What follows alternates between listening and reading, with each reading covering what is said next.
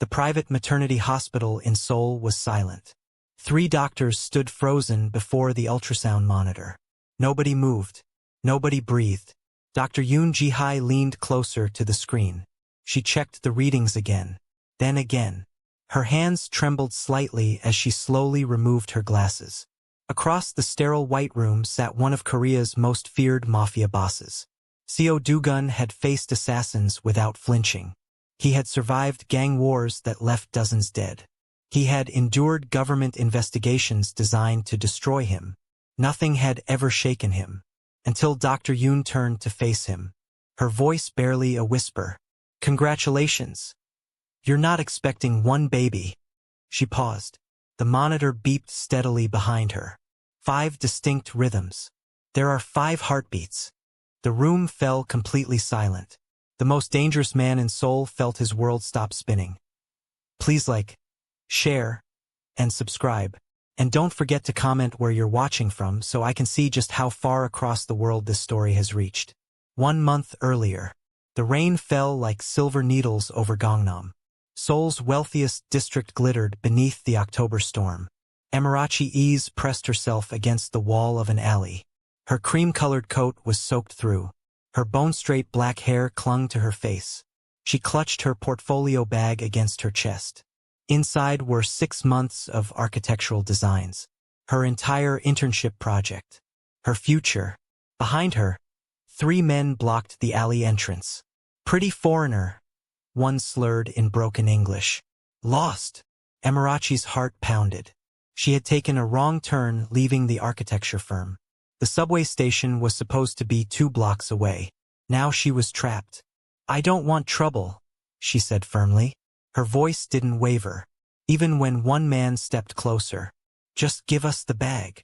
Emirachi thought of her mother in Lagos. The sacrifices made to send her here. The dreams riding on her success. She wouldn't give them anything. "No." The man laughed. He reached for her. His hand never made contact. A black sedan had stopped at the alley entrance.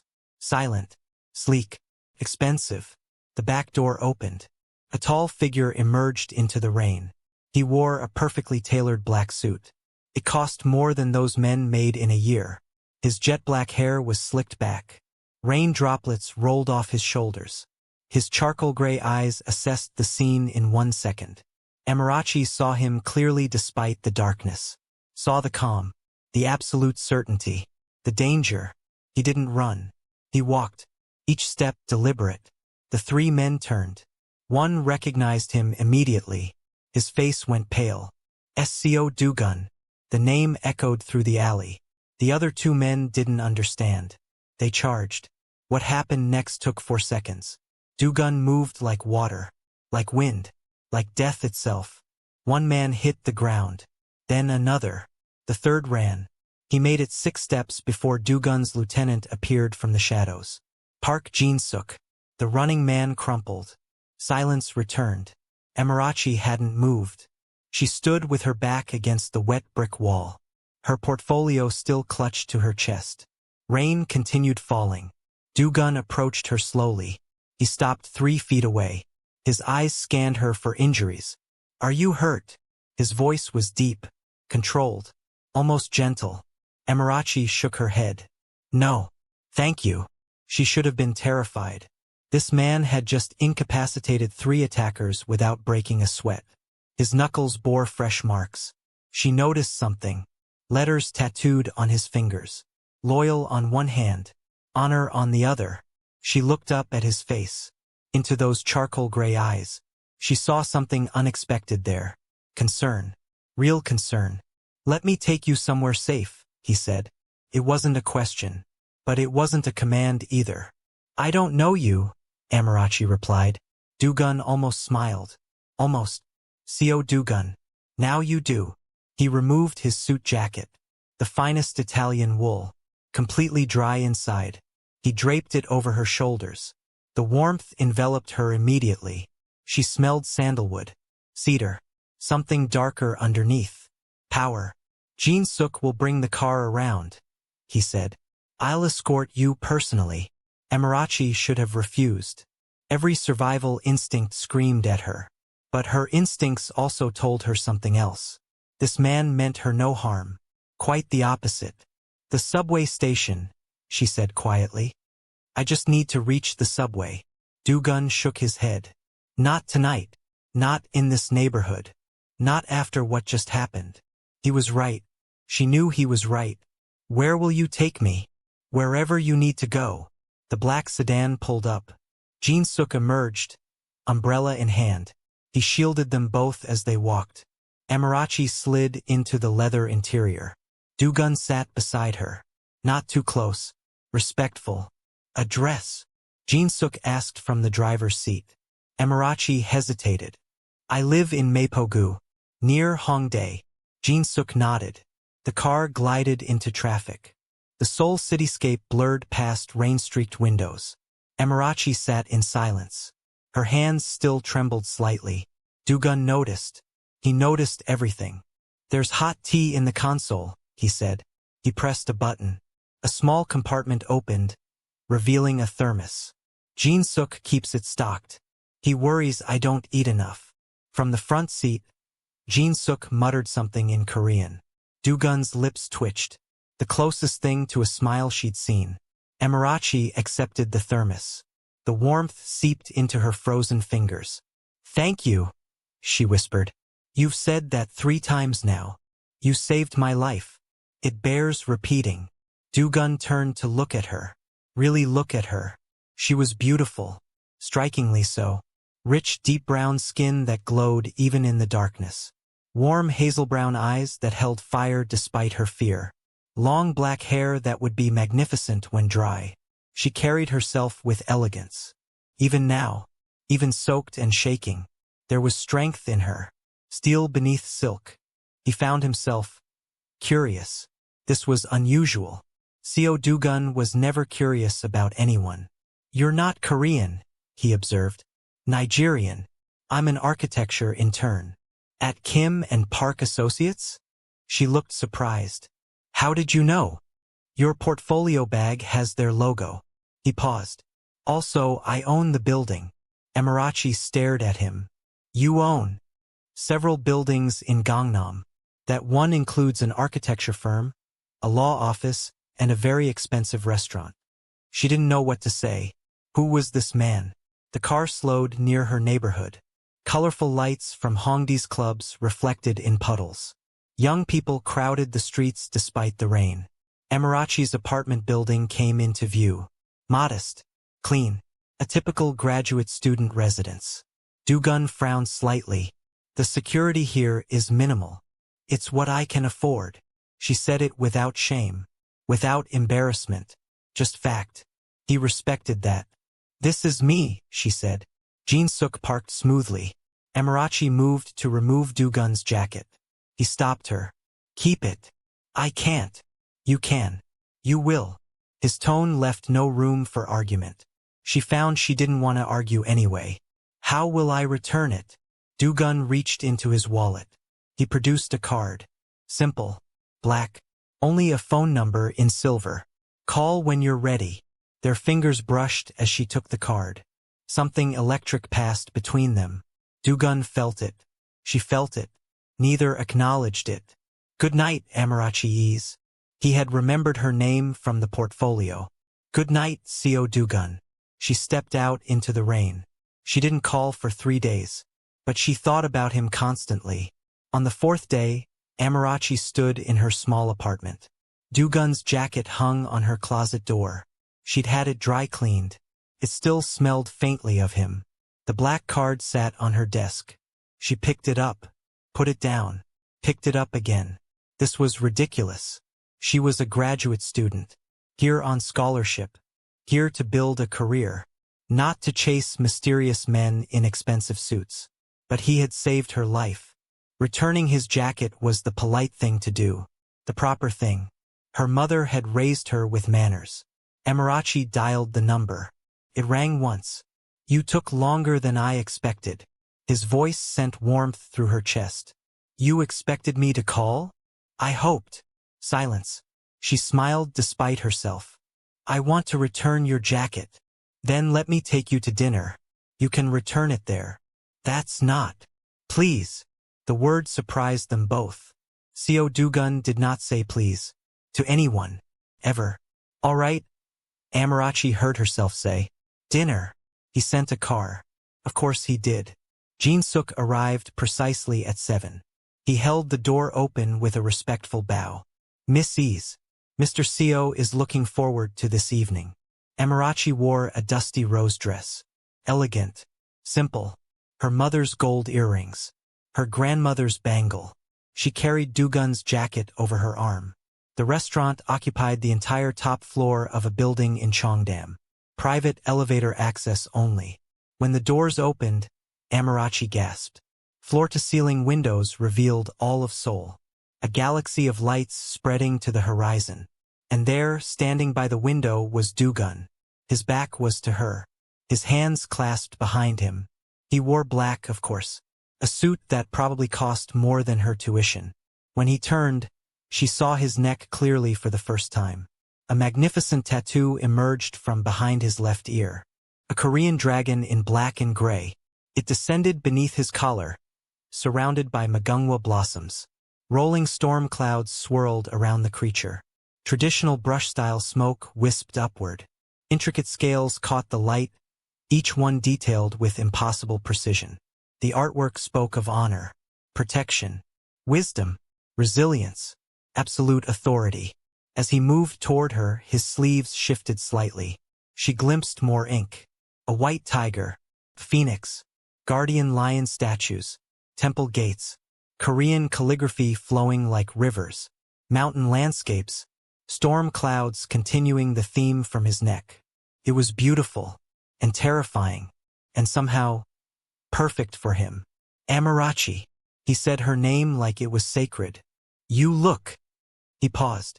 Seo Dugun, who always had words, had none. Thank you, she said softly.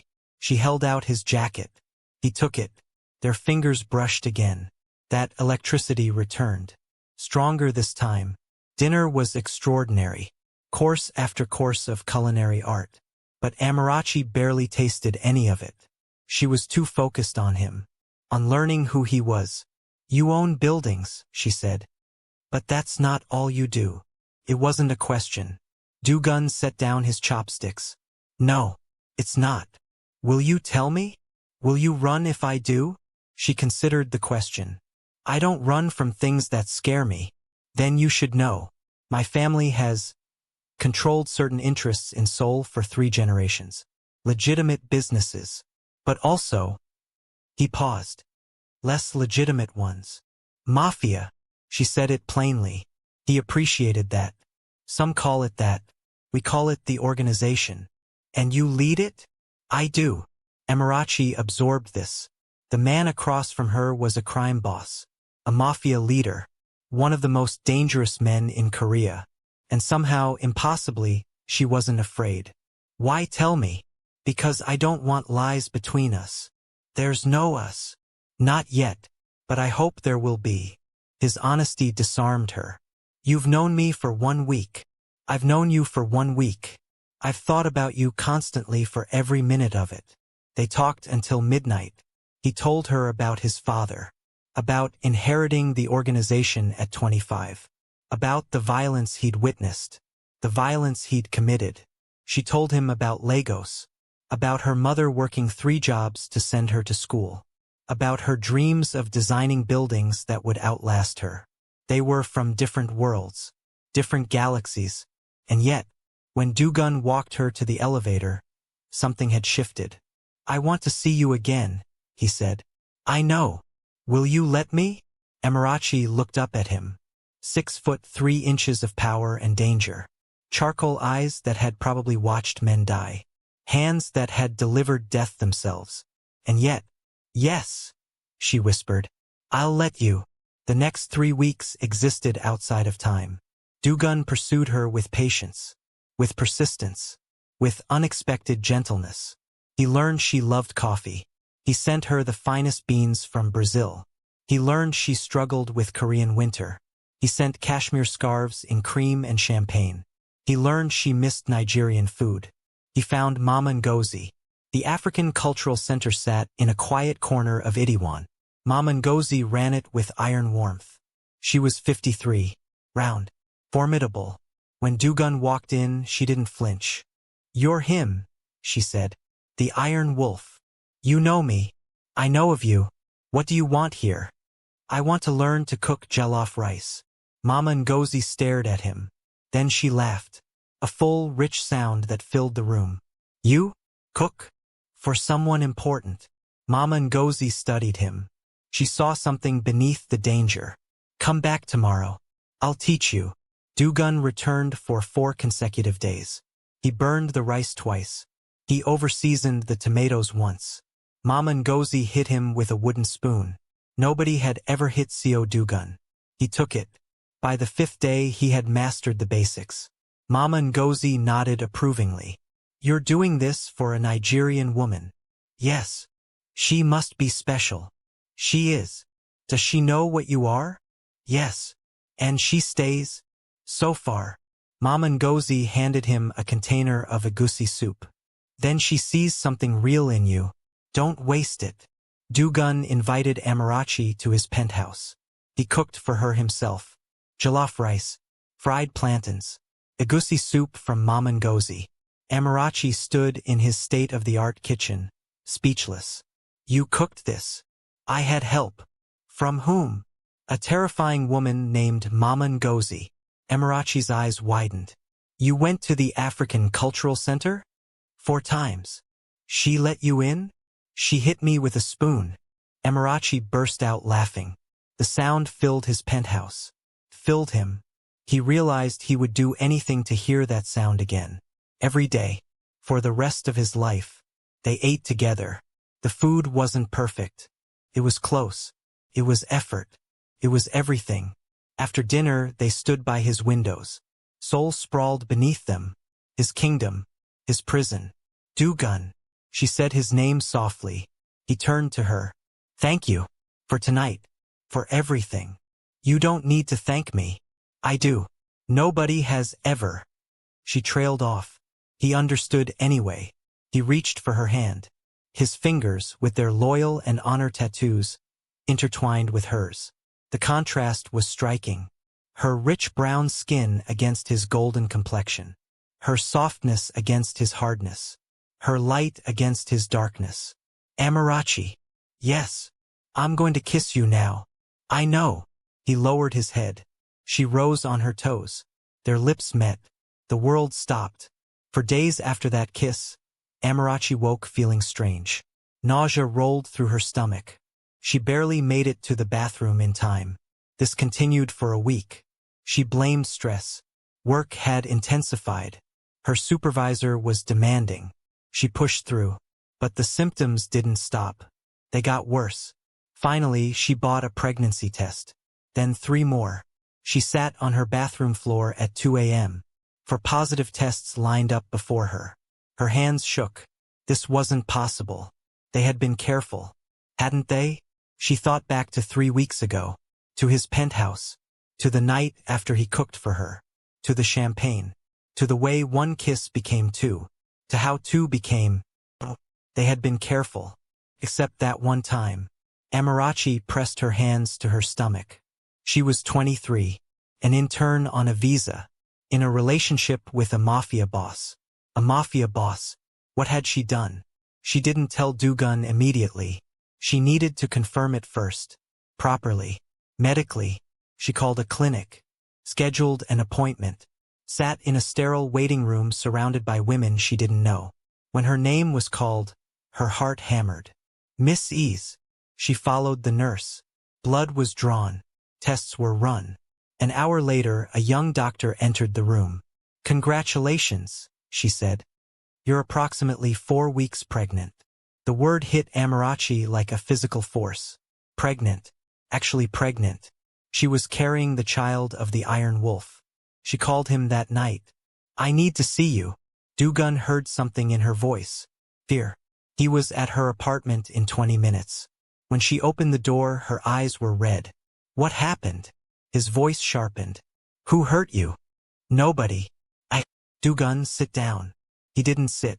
He stood in her tiny living room, overwhelming the space. "Tell me." Amarachi took a breath. I'm pregnant. Silence. Complete silence. Dugun's face went completely still. Pregnant? Yes. You're certain? Blood test confirmed today. For weeks. He did the math. The night after he cooked for her. His child. She was carrying his child. Something cracked open in his chest. Something he didn't know existed. Amarachi. He crossed to her in 2 strides. His hands cupped her face. Those powerful, dangerous hands. Impossibly gentle. Dugun, I don't know how. Marry me. She stopped breathing. What? Marry me. Tonight. Tomorrow. Whenever you want. You can't just. I can. I am. We've known each other a month. I've known you a month. I've loved you since the moment you refused to give those men your bag. Her heart stopped. You don't mean that. I have never meant anything more in my entire life. She didn't say yes that night. She didn't say no either. I need time, she whispered. To think. Dugun nodded. He would give her time. But he would not give her up. Whatever you decide, he said. I will be there. For you. For our child. Always. He kissed her forehead. And left. The next week was chaos. Amarachi tried to focus on work. Failed. Dugun sent flowers. Food. A doctor. His personal physician made a house call. Mr. Seo insisted. Dr. Park explained. Prenatal vitamins. A nutrition plan. Follow-up appointments. Amarachi wanted to be annoyed. She couldn't manage it. The man was caring for her. For their child. In his own overwhelming way. On day 10, she called him. I'll move in with you. Relief flooded his voice. And the marriage? 1 step at a time. I'll take it. Moving into Dugun's penthouse was surreal. Her small apartment could fit in his closet.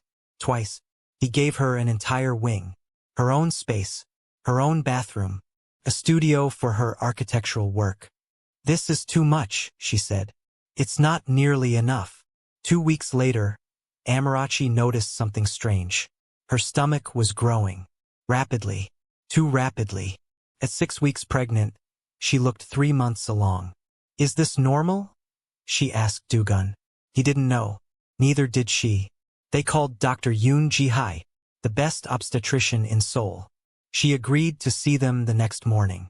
That night, Amarachi couldn't sleep. Dugun found her on the balcony, wrapped in a champagne-colored robe, staring at the city lights. You're worried, he said. Aren't you? Yes, but worry changes nothing. We will face whatever comes. Together. He stood beside her, his arm wrapped around her shoulders. She leaned into his warmth. Together. Always. Seoul's premier private maternity hospital gleamed white and chrome. Amarachi lay on the examination table. Dugun sat beside her. He held her hand. His loyal tattoo pressed against her skin. Dr. Yoon Ji-hai entered. Elegant. Professional. Composed. Let's see what we're working with. She applied gel to Amarachi's stomach. The ultrasound wand pressed down. Images appeared on the screen. Dr. Yoon frowned. She adjusted the angle. Frowned deeper. What is it? Amarachi's voice rose. Just a moment. Dr. Yoon typed something. Called for 2 colleagues. They entered. All 3 stared at the monitor. Nobody spoke. Dugun's grip tightened on Amarachi's hand. His charcoal eyes fixed on the doctor's. Something was wrong. He could feel it. Tell us, he commanded. Dr. Yoon turned slowly. She removed her glasses. Miss Ease, Mr. Seo, I need you to prepare yourselves. Amarachi's heart stopped. Is something wrong with the baby? No.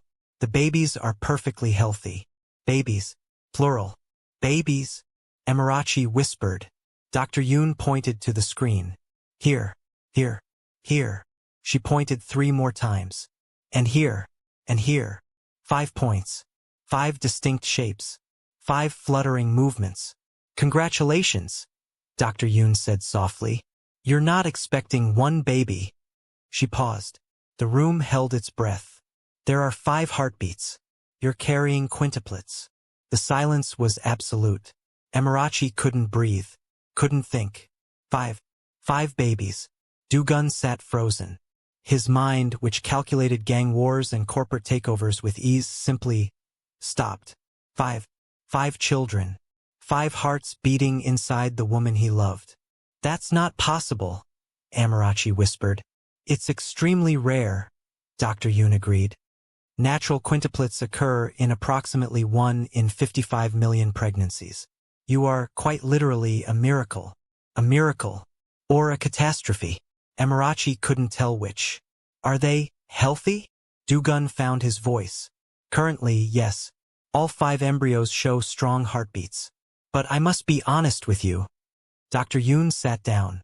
Her face grew serious. Quintuplet pregnancies are extremely high risk. The chances of carrying all 5 to full term are less than 10%. You will need constant monitoring, bed rest, possibly hospitalization during the later stages. Amarachi's hand flew to her stomach. 5 babies. Inside her. Growing. Can she do it? Du-gun asked. Can she carry them? With proper care, careful monitoring, and a lot of luck. Yes, but Miss Ease must understand the risks. Her life could be in danger. Amarachi looked at Du-gun. His face was pale. She had never seen him look afraid. Not in the alley. Not discussing his organization. But now, for the first time, she saw fear in those charcoal eyes. Fear of losing her. Amarachi, he said quietly, whatever you decide, whatever choice you make, I will support you. She understood what he was offering. A way out, if she wanted it. She looked at the monitor. 5 tiny heartbeats, flickering like stars. Her children, their children. I'm keeping them, she said. Her voice didn't waver. All 5. The ultrasound screen continued to flicker with 5 tiny, stubborn heartbeats. Amarachi lay motionless, her rich deep brown hand resting over her stomach. Tears slipped silently down her cheeks. Du-gun remained frozen in his chair. The feared Iron Wolf, who had built an empire on calculated violence, felt utterly powerless for the first time in his life. Dr. Yoon Ji-hai spoke carefully. This is going to be an extremely difficult journey. Complete bed rest will likely be required by week 20. We'll monitor you weekly, possibly daily near the end. Amarachi's voice came out small but steady. I understand the risks, doctor. These 5 babies. They're ours. We're not losing any of them. Du-gun's charcoal gray eyes met hers. In that moment, something profound shifted between them. The slow-burning romance that had begun in rain-soaked alleys now transformed into something deeper. A vow. Promise written in 5 heartbeats. He leaned forward and pressed his forehead gently against hers. Then we fight together, he whispered. All of us. The penthouse became a fortress of care. Du-gun cleared his entire schedule for 2 weeks. The feared CEO and Mafia leader canceled meetings that could have shifted billions. Park Jin-suk stood guard outside the master bedroom like a sentinel. Amarachi was moved to the most comfortable room in the penthouse, surrounded by soft ivory and champagne cushions. Her long jet-black hair fanned across silk pillows as she rested. Du-gun rarely left her side. He fed her Korean ginseng chicken soup in the mornings and spicy Nigerian pepper soup that Mama Ngozi delivered personally every 3 days. You're hovering, Amarachi teased one evening, her warm hazel eyes sparkling despite her exhaustion. I'm protecting what's mine, he replied, adjusting the cashmere blanket over her growing belly. His black tailored suit jacket was discarded. The sleeves of his dress shirt were rolled up, revealing brief glimpses of the Korean tiger and phoenix tattoos that marked his arms. The dragon on his neck remained partially visible above his collar, a silent reminder of the power he wielded for her now. I'm scared, Du-gun, she admitted quietly when the lights were low. What if I can't carry them all? He took her hand, his thumb tracing gentle circles over her skin. Then we will love whichever one's heaven allows us to keep. But I believe in you, Amarachi. You are the strongest person I have ever met. She cried then. He held her through the night, his broad chest a wall against the world. News travels fast in the Korean underworld. Within 10 days, Baek Tae-sung, leader of the rival Red Scorpion Syndicate, learned the impossible truth. The Iron Wolf was expecting quintuplets with a Nigerian woman. In a dimly lit office in Incheon, Baek Tae-sung crushed a whiskey glass in his fist. 5 children, he hissed. This is the weakness we've waited for. Seo Do-gun has finally become soft. We strike before those babies are born. We take the woman. We use those children as leverage. The Iron Wolf will kneel. His men nodded. The war for Seoul's underworld had just been reignited. Back in the penthouse, tension grew alongside Amarachi's belly. At 16 weeks, she already looked full-term with 1 child. With 5, her body strained visibly. Dr. Yoon visited twice a week now, her face growing more concerned with each scan. 2 of the girls are sharing a placenta, she explained during one tense appointment. We must watch for twin-to-twin transfusion. Bed rest becomes mandatory from next week. Do-gun's jaw tightened. He began making calls in the middle of the night. His once ruthless organization was redirected. Loyal men were pulled from street operations and reassigned as discreet protection around the hospital and penthouse. Jin-suk approached him one evening on the balcony. Boss, Baek Tae-sung has been asking questions about the woman. He knows. Do-gun's eyes turned to ice. Then send him a message. If he comes near her or my children, I will burn his entire bloodline. Jin-suk bowed. Understood. But both men knew words would not be enough. War was coming. Despite the danger, the romance between them deepened in the most tender ways. Do-gun spent hours reading Korean folktales and Nigerian children's stories aloud to her belly. His deep voice would soften whenever he addressed the babies. Little ones, your mother is the most beautiful miracle in Seoul. Be gentle with her.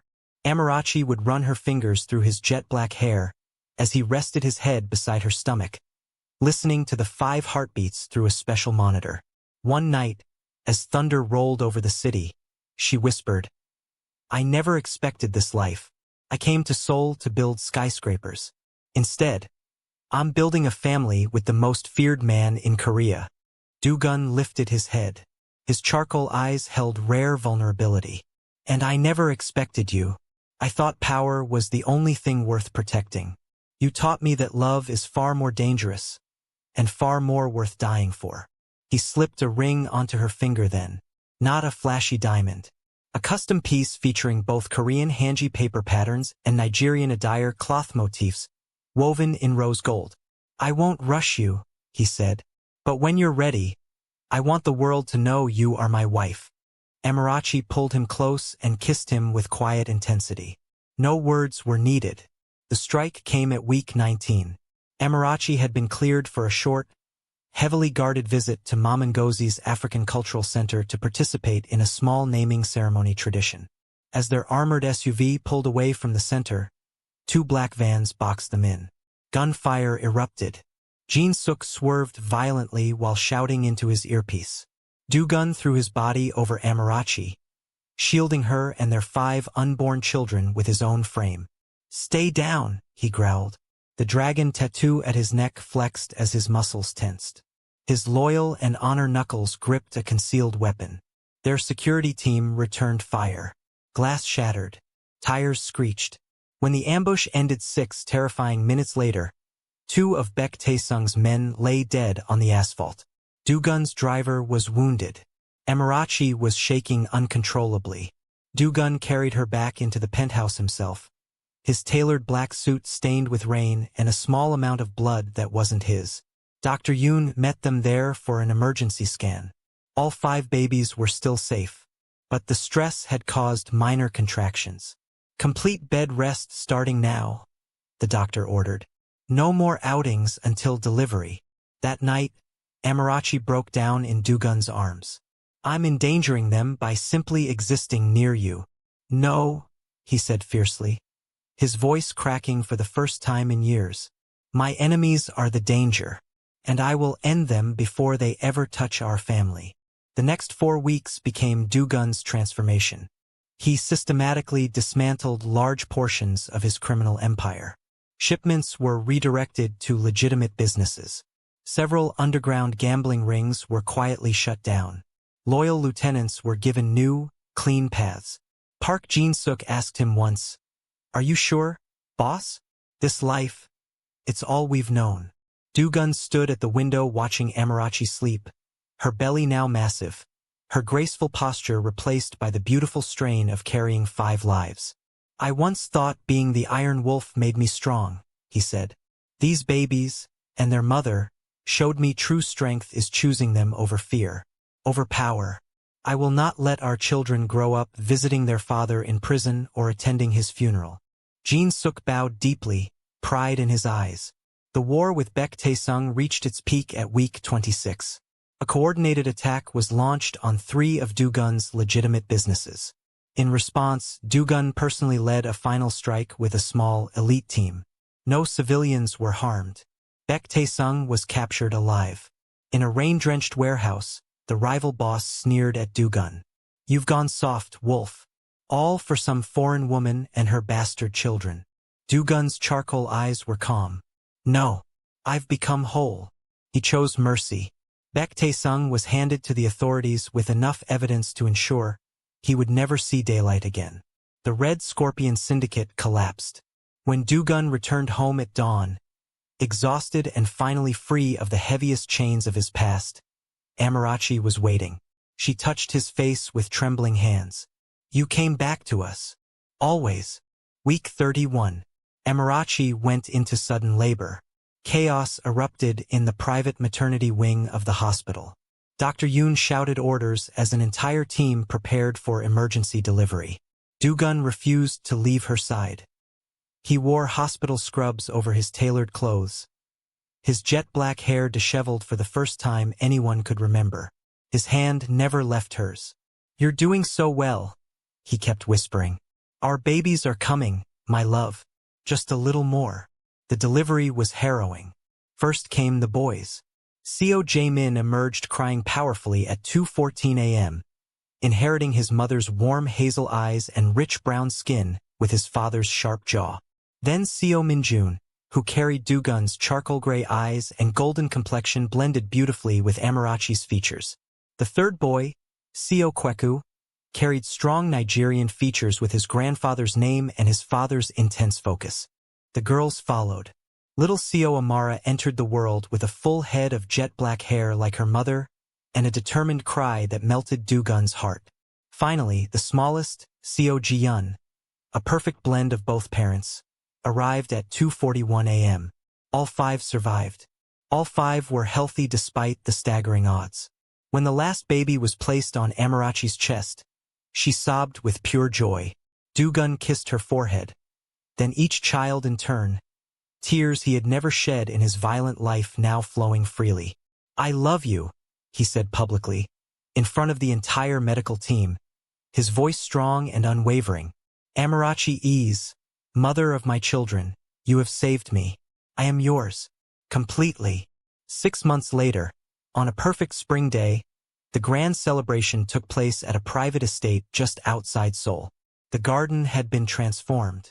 Korean hanbok-inspired decorations blended seamlessly with vibrant Nigerian ankara patterns in ivory, champagne, dusty rose, and gold. Long tables held both kimchi jjigae and jollof rice. Egusi soup sat beside doenjang. Kimbap and puff puff were passed around together. Mama Ngozi presided over the Nigerian side with proud tears, singing traditional songs while teaching the babies simple Igbo lullabies. Dugun's remaining loyal men, now operating only in legitimate business, stood guard with soft smiles. The 5 babies rested in a custom-built quintuplet crib under a silk canopy. Jaemin, Minjun, Kweku, Amara, and Jiyeon. Each child was visually distinct, yet undeniably bonded. Their laughter already filled the air with hope. Dugun stood behind Amarachi, his arms wrapped protectively around her. He no longer wore the heavy armor of the underworld. His black suit today was softer. His charcoal eyes held peace. He turned her gently to face him. In front of both our worlds, I declare this publicly, he said, loud enough for everyone to hear. I have left the life that once defined me. You and our children are my only empire now. Will you marry me, Amarachi? Not because of danger or duty, but because I cannot imagine another day of my life without you as my wife. Amarachi's hazel eyes shimmered with happy tears. Her long hair flowed in the breeze as she smiled. Yes, Seo Dugun, my iron wolf, my gentle protector. Yes. The garden erupted in cheers that blended Korean and Nigerian joy. As traditional drums met with talking drums, and hanji lanterns floated beside colorful Nigerian fabrics, the family stood surrounded by love. 5 miracles, 2 cultures, 1 unbreakable future. The feared Mafia boss had become the most devoted father in Seoul. And the Nigerian architecture in turn had built something far greater than any skyscraper. She had built a home. The end. Please like, share, and subscribe if this emotional journey touched your heart. And don't forget to comment where you're watching from. Let me know which part made you cry the most. The ultrasound moment, Dugun's sacrifice, the birth, or the final celebration. Thank you for watching this Afro-Korean love story across the world.